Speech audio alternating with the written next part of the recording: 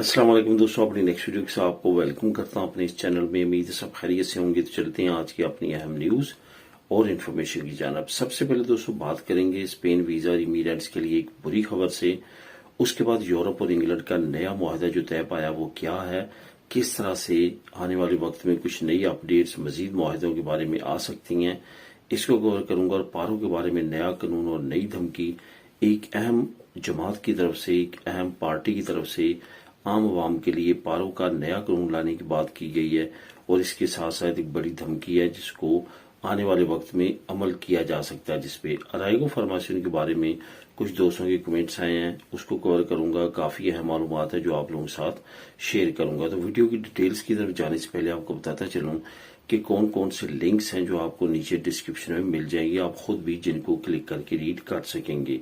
Number 1 link तो आपको Spain visa और इमिग्रेंट्स के लिए जो बुरी खबर है इसका लिंक नंबर 1 मिल जाएगा। लिंक नंबर 2 यूरोप और इंग्लैंड का जो नया मुआहदा है इसका लिंक नंबर 2 मिल जाएगा। पारों के बारे में जो नया कानून है और नई धमकी, इसका लिंक नंबर 3 आपको नीचे डिस्क्रिप्शन में मिल जाएगा, जिनको आप खुद भी क्लिक करके रीड कर सकेंगे। इसके साथ साथ तमाम दोस्तों से गुजारिश है जो इस चैनल पे नए हैं, जिन्होंने अभी तक चैनल को सब्सक्राइब नहीं किया, लाजमी तौर पे चैनल को सब्सक्राइब करें ताकि मजीद ऐसी आने वाली वीडियोस उन तक बार वक्त पहुंच सके। तो दोस्तों बात करते हैं सबसे पहले स्पेन वीजा और इमिग्रेंट्स के लिए जो बुरी खबर है। जैसे कि आप जानते हैं कि आप कोई भी अपनी फाइल को सबमिट करते हैं, बार्सिलोना हो, मैड्रिड हो, कोई और एरिया जहां पे कम इमिग्रेंट्स हैं, वहां पे टाइम जो है वो कम लगता है। लेकिन इन शहरों में और खास तौर पे जहां पे इमिग्रेंट ज्यादा रहते हैं वहां पे एक्स्ट्रा एरिया में बहुत ज्यादा टाइम लग रहा है। इवन यहां तक है कि अगर आप वर्क परमिट जमा करवाते हैं तो या अपना दूसरा वीजा का प्रोसेस करना चाहते हैं और एक्स्ट्रा एरिया में आपने फाइल सबमिट करवा ली है तो उस पे 6 महीने, 8 महीने, 4 महीने ये नॉर्मल रूटीन है जो कि आने वाले वक्त में बढ़ सकती है। इस पे जो मुख्तलिफ एडवोकेट्स की, अबुगादोस की तंजीमें हैं, उन्होंने काफी ज्यादा तशवीश का इजहार किया है। उन्होंने कहा कि ये डिस्क्रिमिनेशन है उस डिपार्टमेंट के साथ जो कि खास तौर पर एक्स्ट्रा एरिया को डील करता है। उस डिपार्टमेंट को साल गुजर चुके हैं, इसी सिचुएशन में है, उसको बिल्कुल भी ठीक करने की कोशिश नहीं की जा रही। अभी आपको जैसे कि मैंने चंद दिन पहले एक लिंक भी शेयर किया था और आप लोगों के साथ न्यूज भी शेयर की थी कि अभी मजीद एक्स्ट्रा एरिया के मामला खराब होने जा रहे हैं। क्यों होने जा रहे हैं? क्योंकि मजीद हड़ताल की कालें दी जा रही हैं और जिसपे अब मजीद एक्स्ट्रा एरिया का जो काम है वो सुस्त रोई का शिकार होगा। यहाँ पे आपको ये भी बताता चलूं कि सीता सिस्टम पे भी काफी ज्यादा तशवीश का इजहार किया गया है कि ये ऐसा सिस्टम है जिसपे बड़ी मरतबा बड़े बड़े गैंग माफियाज को पकड़ा गया जो कि बड़े मुनज़्ज़म तरीके के साथ सीता माफिया के तौर पे काम कर रहे थे, लेकिन फिर भी इसकी रोकथाम मुमकिन नहीं हो सकी। हुकूमत नाकाम रही एक्स्ट्रा एरिया की सीता सिस्टम को बेहतर करने के लिए और माफियाज का कंट्रोल खत्म करने के लिए। अभी भी अगर आप सिचुएशन को देखें तो बहुत ज्यादा डिपार्टमेंट्स ऐसे हैं खास तौर पे जिनका लिंक एक्स्ट्रा एरियाज के साथ है, गैर मुल्कियों के साथ है, वो काफी ज्यादा मसले मसाइल वहां पे गैर मुल्कियों को बर्दाश्त करने पड़ रहे हैं। यही वजह है कि अब मुख्तलिफ तरफ से आवाजें उठना शुरू हो चुकी हैं और एक्स्ट्रा एरिया के मामलात को बेहतर करने के लिए कहा जा रहा है। अभी जो इमिग्रेंट्स के लिए बुरी खबर की मैंने बात की है वो यही है कि एक्स्ट्रा एरिया के जो डिपार्टमेंट्स हैं वहां पे हड़तालों की वजह से और कम एम्प्लॉइज की वजह से और हुकूमत की अदम दिलचस्पी की वजह से वहां पे आने वाले वक्त में लोगों की यानी कि इमिग्रेंट्स की फाइलों को मजीद देर लग सकती है। अब क्योंकि आपको पता है कि जो नेशनलिटी होल्डर है वो भी अब यहाँ पे पहले एक्स्ट्रा एरिया में अपनी फाइल को सबमिट करवाएंगे, उसके बाद अपना फैमिली वीजा जो है वो अप्लाई करेंगे। तो इस वजह से इस तरह एरिया पे मजीद बोझ बढ़ेगा कामों का, तो जिसकी वजह से मजीद ज्यादा देर लग सकती है। तो इसके लिए इमिग्रेंट्स को जहनी तौर पे तैयार रहने की जरूरत है, क्योंकि बहुत सारे दोस्त ऐसे हैं जो कमेंट करते हैं और बताते हैं कि हमें 4 महीने, 6 महीने, 5 महीने हो चुके हैं, अभी तक हमारा तासा नहीं आया या अभी तक हमें इस तरह एरिया की तरफ से कोई भी आंसर रिसीव नहीं हुआ। उनके लिए ये खबर है कि आने वाले वक्त में मजीद इस काम के लिए देर लग सकती है। अब दोस्तों बात करते हैं यूरोप और इंग्लैंड का एक नया मुआहदा जो है वो तय पाया है, जिसका मैं नीचे आपको लिंक दे रहा हूं, लिंक नंबर 2। आप इसको क्लिक करेंगे तो खुद भी आप उसको रीड कर सकेंगे। असल में इंग्लैंड और यूरोप के दरमियान मामला जो है वो काफी ज्यादा डीपली डिस्कस हो रहे हैं। جس میں کچھ ایسے معاہدے ہیں جو کہ ڈائریکٹلی امیگرینٹس انڈائریکٹلی یورپین باشندوں کے درمیان ہیں۔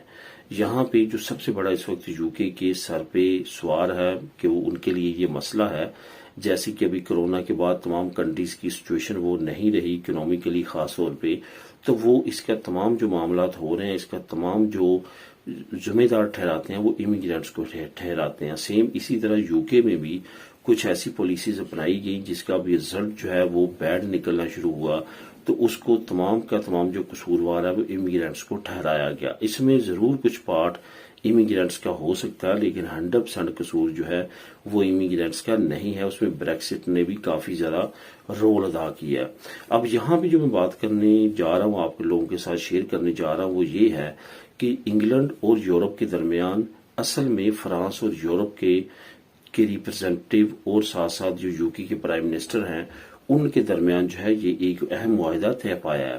اصل میں فرانس جو ہے ہمیشہ سے یو کے ساتھ معاہدہ کرتا رہا ہے اور بڑی رقوم حاصل کرتا رہا ہے امیگرینٹس کو روکنے کے لیے، کیونکہ 80 to 90% جو امیگرینٹس کشتیوں کے ذریعے یو کے پہنچتے ہیں وہ فرانس کے بارڈر سے آگے نکلتے ہیں، کشتیوں پہ بیٹھتے ہیں۔ تو ابھی یو کے نے تازہ ترین جو پریزیڈنٹ آف فرانس کے ساتھ معاہدہ کیا ہے اس میں یہ معاہدے میں بات کی گئی ہے کہ 1 given and 1 take، یعنی کہ ایک امیگرینٹ اگر یو کے میں جائے گا تو ایک امیگرینٹ جو ہے واپس فرانس ریسیو کرے گا، یعنی کہ جتنے امیگرینٹ جو ہیں وہ یو کے سے فرانس سے یو کے انٹر ہوں گے کشتیوں کے ذریعے، اتنے ہی امیگرینٹ جو ہے وہ لازمی طور پہ فرانس کو واپس لینے ہوں گے۔ اس پہ فرانس نے دوبارہ سے معاہدہ کیا اور بڑی رقم جو ہے اس کا معاہدہ کیا گیا ہے۔ اب یو کے جو ہے ایک مرتبہ پھر بھاری رقم جو ہے وہ ادا کرے گا فرانس کو۔ اس میں جو یورپین ریپرزینٹیو ہے انہوں نے بھی اہم کردار ادا کیا ہے۔ کچھ آنے والے وقت میں مزید معاہدے متوقع ہیں جس میں یوتھ موبلٹی پروگرام کو فائنلائز کیا جائے گا اور اس طرح کے دوسرے معاہدے ہیں جس سے ڈائریکٹلی انڈائریکٹلی یورپینز فائدہ اٹھا سکیں گے۔ اب دوستو بات کرتے ہیں پارو کے بارے میں۔ ایک نئی اپ ڈیٹ آئی ہے اور ایک نئی دھمکی دی گئی ہے۔ جیسا کہ آپ جانتے ہیں کہ پیسوئی کی بہت زیادہ انتھی کوشش کے بعد پیسوئی دوبارہ حکومت بنا سکی، ورنہ پاپولر پارٹی کے پاس اتنے نمبر تھے کہ وہ اکیلے بھی حکومت بنا سکتے تھے، لیکن پیسوئی حکومت نے چھوٹی چھوٹی جماعتوں کو ساتھ ملایا، ایک بڑا الحاق کیا اور کچھ نمبروں سے بڑھ کر جو ہے وہ پاپولر پارٹی اور ووکس پارٹی سے زیادہ کچھ ہی نمبر حاصل کر کے انہوں نے حکومت بنا لی، اور آنے والے وقت میں بہت زیادہ امید ہے کہ پاپولر پارٹی جو ہے وہ حکومت بنائے گی، اور اس کے لیے انہوں نے تیاری بھی شروع کر دی۔ اور پرائم منسٹر کے جو قریبی وزراء کے کرپشن کیسز سامنے آئے ہیں جس کی وجہ سے ان کو کہا جا رہا ہے کہ ریزائن دیا جائے، تو ساتھ ساتھ پاپولر پارٹی نے کوششیں اپنی مزید تیز کر دی ہیں، کمپین تیز کر دی ہے۔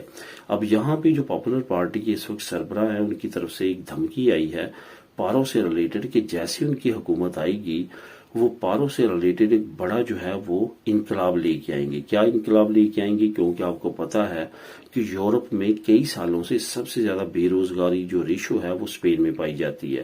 اگر انٹرنیشنلی اکنامیکلی دیکھا جائے تو گروتھ ریٹ جو ہے وہ اسپین کا بہت اچھا ہے، لیکن یورپ میں سب سے زیادہ بے روزگار جو نوجوان ہیں خاص طور پہ وہ اسپین میں رہتے ہیں۔ تو اس کو کنٹرول کرنے کے لیے پاپولر پارٹی نے کہا ہے کہ ہم جب کسی کو پارو کسی کی لگائیں گے، اس کے بعد جب ہم اسے جاب آفر دیں گے کہ یہ جاب ہے آپ کے لیے، آپ جاب کریں، اگر اس نے وہ جاب نہ کی تو اس کی پارو کاٹ دی جائے گی۔ یہ قانون جو ہے پہلے ایک مرتبہ اناؤنس کرنے کی اس حکومت نے بھی کوشش کی تھی لیکن امپلیمنٹ نہیں کر پائے، لیکن پاپولر پارٹی کا یہ کہنا ہے کہ وہ لازمی طور پہ اس کو امپلیمنٹ کریں گے تاکہ پارو ریسیو کرنے والے لوگوں کی تعداد کم ہو، اور وہ لوگ جو فارغ بیٹھ کے کافی سال سے پارو لیتے ہیں اس کے بعد سبسڈیوں لیتے ہیں ان کو کنٹرول کیا جا سکے۔ اب دوستوں بات کرتے ہیں اریگو فارماسیون کے بارے میں کچھ اہم اپ ڈیٹس کی۔ اریگو فارماسیون کے بارے میں کافی دوستوں کے کمنٹس ہیں خاص طور پہ کورسز کو لے کے، تو یہاں پہ میں آپ کو بتاتا چلوں کہ کورسز کافی زیادہ اہمیت کے حامل ہے۔ کورسز کے بغیر آپ اریگو فارماسیون نہیں لے سکتے۔ اب کچھ دوستوں کے کمنٹس آئے ہیں کہ میں کوئی اور کورس میں اگر کر لیتا ہوں اریگو فارماسیون اور لے لیتا ہوں پہلی ریزیڈنسی، بعد میں کیا میں کورس کو تبدیل کر سکتا ہوں؟ یہ بالکل نہیں کر سکتے۔ اس طرح خیریہ نے کافی جو کارڈ ہیں وہ اس وجہ سے ریجیکٹ بھی کیے ہیں، اس وجہ سے آپ نے پہلے ہی سوچ سمجھ کے اسی کورس کو چننا ہے جس کا بعد میں آپ سرٹیفکیٹ لے سکیں، جس کا جاب آفر لے سکیں، تاکہ کل کو آپ کی ریزیڈنسی جو ہے وہ رینیو ہو۔ تو اس وجہ سے یہ بالکل بھی آپ نے غلطی نہیں کرنی. تو دوستو یہ تھی آج کی اہم نیوز اور انفارمیشن. ملے نیکسٹ ویڈیو میں نئی اپڈیٹس کے ساتھ. اللہ حافظ.